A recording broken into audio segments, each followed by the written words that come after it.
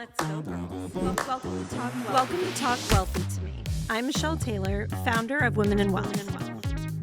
From breaking money myths to building wealth and achieving financial freedom, we're here to empower you to create your own path. Talk Wealthy. Now, join the conversation and let's change the way women think and feel about money. Okay, ready? Hi, ladies. Welcome back to Talk Wealthy to Me. I'm Michelle Taylor, your host, and I am so glad that you are here. Today, I want to talk through something that, in my opinion, is going to change the way you approach your financial life entirely. And that's a big promise, but I think we can get there. It's not just about how to manage money, but how your decisions around money need to evolve as your life evolves. And that's the tricky part, because sometimes when we're in it on the day-to-day, you may not even see the evolution happening. One of the patterns that I see over and over again, especially with women who are rising in their careers or growing their businesses, is that income increases, but the strategy underneath it doesn't always keep pace. And that can mean you're either overspending to get to the next level, or maybe you're not doing enough because you're stuck in the level that you were in before. From the outside, everything is going to look like progress. There's more money. And when more money is coming in, that means more opportunity, more visible success, not just for you, but for the ones around you. Maybe you're treating happy hours more for your girlfriends or upgrading at a hotel, things like that. But internally, something can feel slightly misaligned here. There's a pressure where really there shouldn't be, or confusion about what to do next, or even a quiet sense that things should feel more solid than they actually do. What is usually happening in that moment is not a lack of effort or ambition, so you can give yourself some grace. What it is about is a mismatch between where you are and how you're making decisions as a whole. So instead of giving you one set of rules, I want to walk you through the evolution of financial thinking. I want you to imagine one woman, and she's amazing from the outside, doing everything perfectly. She's capable, driven, building her life intentionally, and we're going to follow her as her income grows and watch and see where the opportunities may present themselves. What you will notice is that the number itself matters far less than how her thinking changes at each stage. I've said this before, but if I'm meeting someone and they're making a ton of money in their eyes or in anybody's eyes, but they're spending it all, she's not necessarily a great client or as financially savvy as one may think. It's what you do with the money coming in and making sure that it's appropriate at the stage you're in that makes you financially successful. Okay, so let's meet our gal. So right now, she's earning around $75,000 a year. And before I even go any further, I want to say, if you hear that number and have a reaction, either maybe she's doing more than you're doing right now, and you think, I'm not there yet, so this isn't applicable, or vice versa, maybe you're making a lot more than that right now, and you feel like you're beyond it. Don't get caught in the number. Really, what I want to do is walk you through the growth and the progress. So stick with it. I promise this is for everybody. Okay, so she's at this stage in her life and it's beginning to stabilize. She's starting to feel comfortable because she's covering her expenses, building independence, and learning what it actually costs to support herself fully and being able to. Now, from the outside, it may not look like a complex phase, but internally, it's one of the most formative periods she will ever experience financially. She's doing this all on her own, probably, for the first time. And up until this point, maybe money may have felt reactive, maybe more scarce. But now that income is arriving, expenses are paid. And as long as everything is covered, there is the sense that things are working. She's doing well. But over time, she starts to feel that working is not the same as being intentional. And she's right. That realization is where everything is going to begin for our friend. She's going to start paying attention in a different way, not obsessively or worrying about things, not restrictively, but really just honestly. She's understanding what money actually looks like, what it feels like to be able to take a breath, and it probably feels really good. She's going to start looking at what is actually coming in every month and what is actually leaving and not being afraid to do so. She may start to see the difference between expenses that are fixed and those that fluctuate. She's probably noticing patterns that were invisible before, the area where money is spent with purpose and the areas where it simply drifts in and out of our lives, and we wonder what in the heck happened. Well, this is the awareness that is going to create a good kind of grounding. It's going to be something really powerful because it's going to allow her to know what is real. It's going to give her a sense of control that has nothing to do with restriction and everything to do with clarity around her money. Now, at the same time, she's beginning to build her first layer of stability, and that might start with a small amount set aside to give her some comfort on an emergency fund. Maybe it's growing into a few months of expenses, and it's not going to be dramatic, and it certainly doesn't happen overnight necessarily. In fact, this stage often feels really slow, especially when she is putting in effort and not seeing large-scale results, and that's okay. But I hope that you and our friend are patient with the process because that is the key to seeing it through to fruition. What she is building here is not about speed. It's about discipline. And I'm sure that you've heard the saying before, muscle memory, and this is what really it is best applied to. Doing small things over and over and letting the result compound over time is when you start to see significant changes. Discipline has a way of carrying everything forward. The habits that she builds at this level, like understanding her cash flow and making consistent decisions, developing awareness, and it really allows her to become the foundation that she's going to rely on later when those unexpected things happen or opportunities that she wants to partake in. If she avoids this stage or rushes through it, well, the gaps are not going to disappear, unfortunately. They are simply going to become more expensive as her income increases.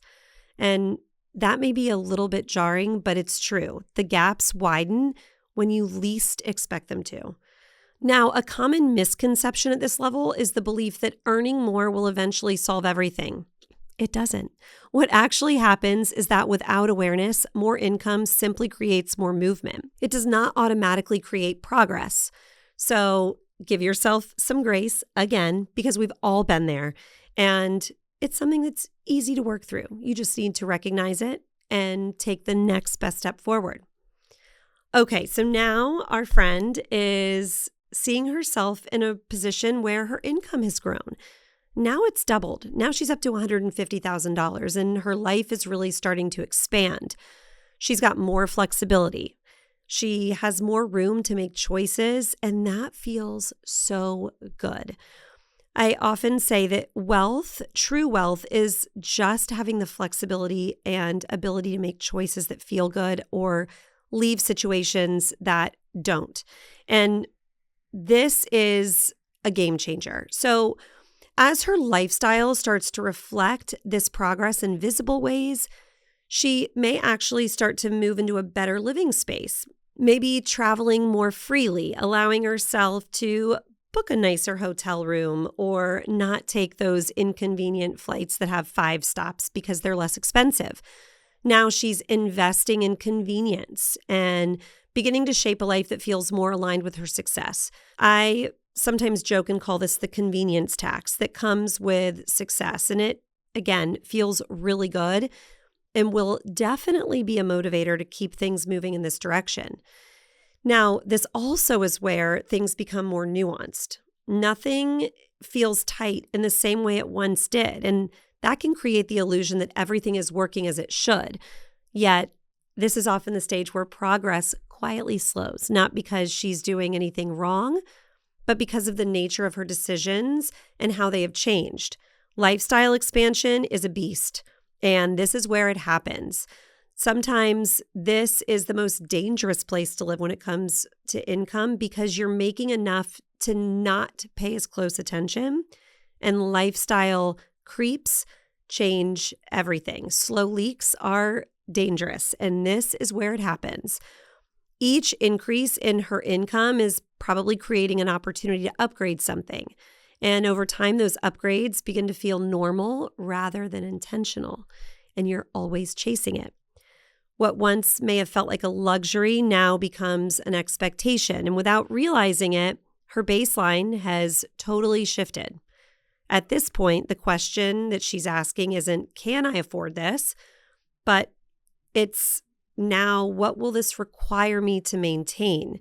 And that needs to be the question that she's asking herself, because if the expectation now requires every bit of what you're bringing in and something happens, it's a big emotional toll and financial. Every new fixed expense, whether it's housing or subscriptions or valet parking when you could park in the lot next door, or any of those daily conveniences that become to feel normal, those are going to shape the structure of her future life.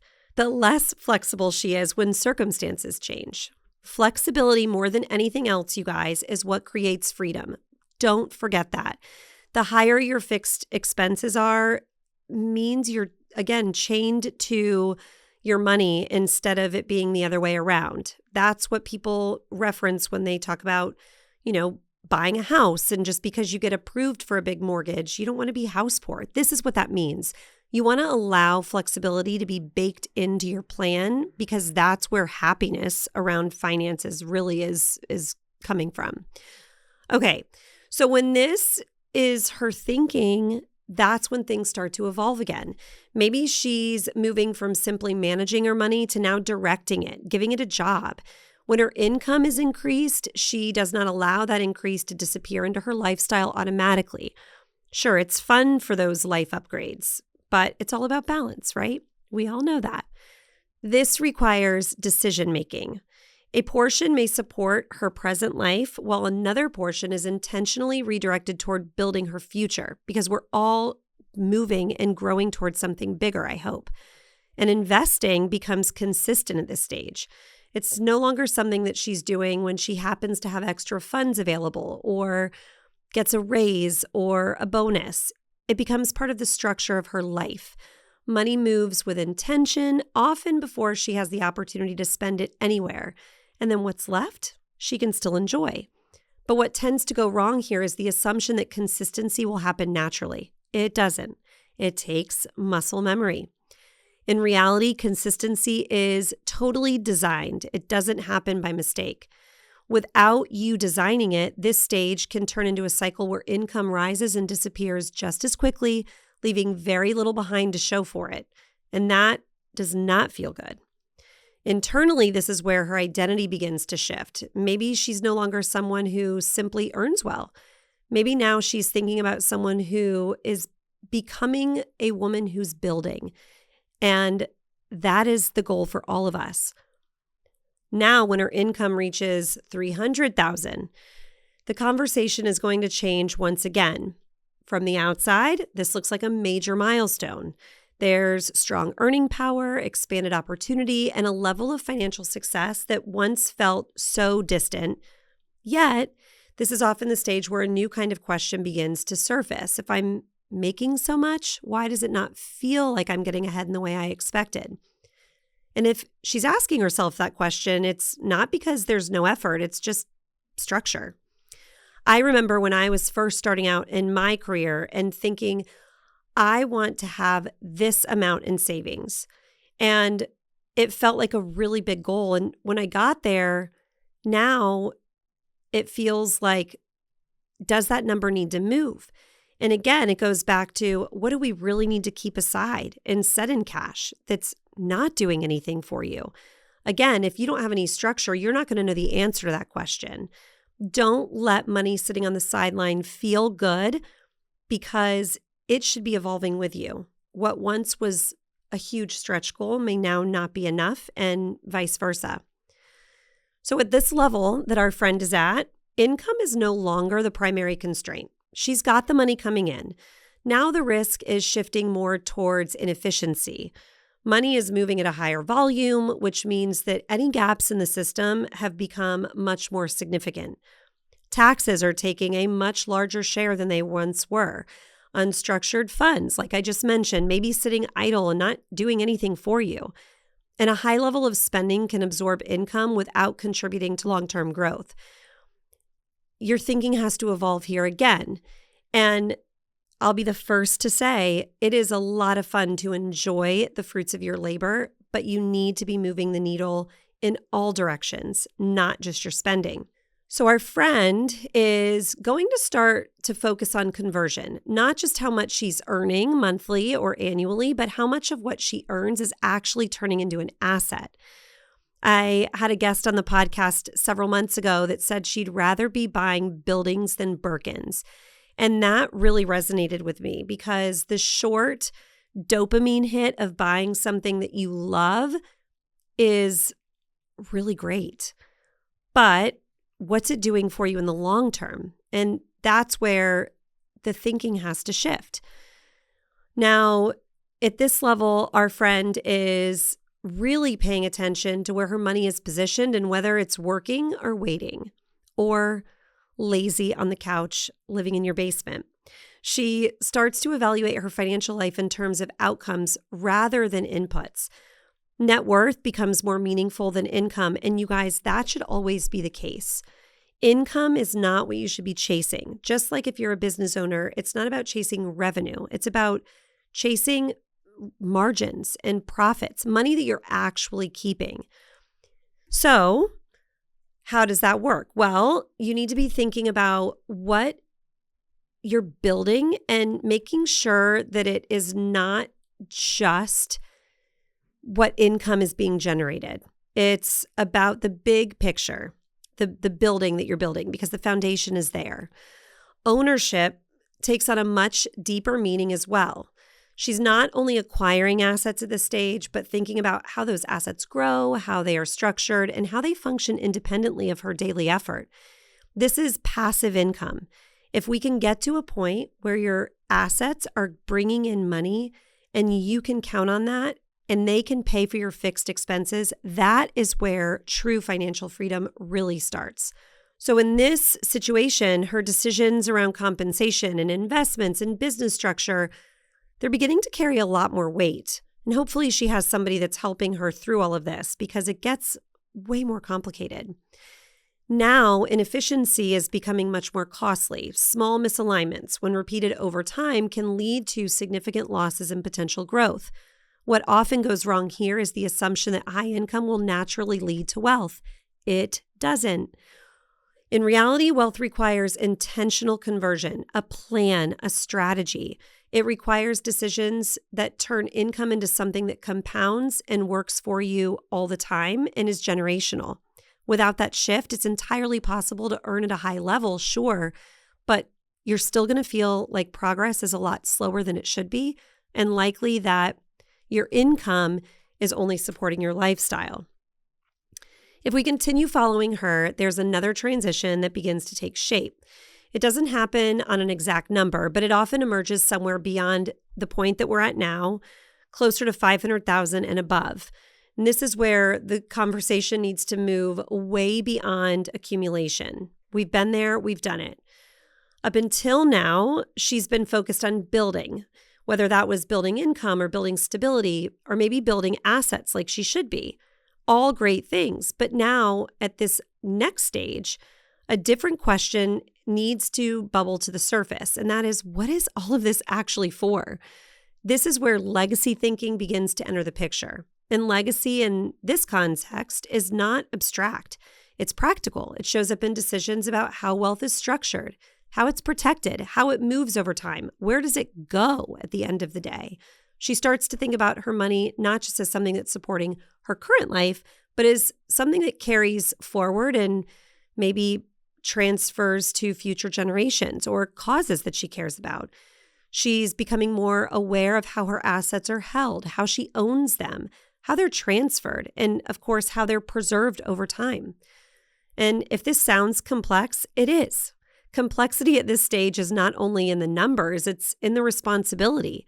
Your decisions now have implications that extend way beyond our immediate lifestyle. They're going to influence future options, your family dynamics, long-term impact. What if you have to take care of somebody that you weren't expecting to? All of these things are going to help thinking expand, and that's what we want. She is becoming more intentional about structure in a broader sense. Estate planning becomes something to design rather than something to complete. Not just about a will anymore or who's making your decisions. This is about what happens to the wealth that you're building. Tax strategy is another perfect example. This is across decades. There needs to be consideration and true intention when it comes to taxes, not just about this year, but down the line, especially if you're a business owner. Opportunities are evaluated based on alignment rather than growth alone. What feels good? Check in with yourself. What is going to make your 80-year-old self proud? Interestingly, this is often where the pace of decision-making becomes more measured. There's less urgency to chase and more intention behind each move. You've got a team that's working with you to make sure that everything is moving as it's supposed to. What can go wrong at this level is continuing to operate with an accumulation mindset, always pushing for more without a clear sense of purpose behind it, chasing that next goal instead of paying attention to what you've already done. And that leads to unnecessary complexity. It can also lead to increased exposure. You guys have heard me talk about that so many times. And really, effort that is no longer aligned with long-term goals doesn't serve you. Now, when it's approached thoughtfully, however, this stage is going to represent a powerful shift for our friend. Her wealth is less about reaching the next milestone and more about sustaining what she has built and allowing it to sustain her lifestyle forever. It has now become a tool for positioning rather than proving. When you step back and look across all of these stages, the pattern becomes really clear. Hindsight is always 20/20. The numbers changed, but the deeper transformation was in how she thought, how she approached it. She moved from awareness to direction to structure and ultimately to stewardship. Stewardship is what is going to require a different kind of mindset. It involves longer timelines, deeper intention, and a broader perspective on what wealth is truly meant to do for us. So wherever you are right now, the question is not whether you're doing enough or how much money you're making. The question is really whether your decisions reflect the stage that you're in now and the stage that you're moving toward. Wealth is not built in one leap. It is built in layers, and each layer asks something different of you. When you realize those shifts and recognize them and respond to them with intention, the noise begins to quiet. The pressure to chase every strategy fades, and your decisions start to feel more aligned with who you're becoming. Over time, those decisions are going to compound into something much more meaningful than income. They are building a financial life that grows with you. And that is how wealth is actually created. Check in with yourself. This is something that is always evolving. As your income changes, don't forget to enjoy that. That is the biggest mistake that people make because it makes it really hard to sustain. Just make sure that you're evolving and thinking differently at each stage to ensure that the 80-year-old version of yourself and the 8-year-old version of yourself are being honored and recognized and seen and are going to be really proud about the wealth that you're building.